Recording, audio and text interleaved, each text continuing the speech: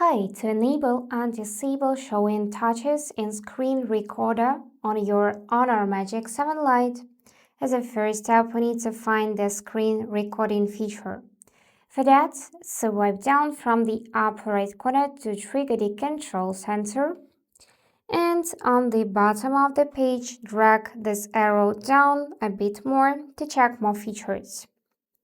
And now from the list, you need to choose Screen Recorder, but don't tap it, just press and hold it. So let me remove this and press and hold this icon.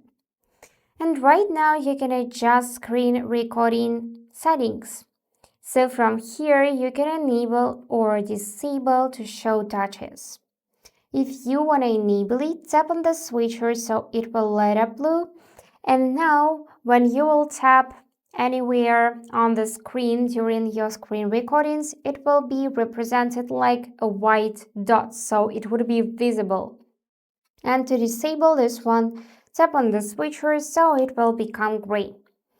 And also you can start your recording.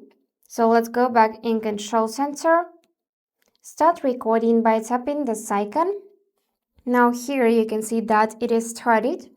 So from started screen recording, you can tap on three dots and enable or disable to show touches during your screen recordings. And that's it for today.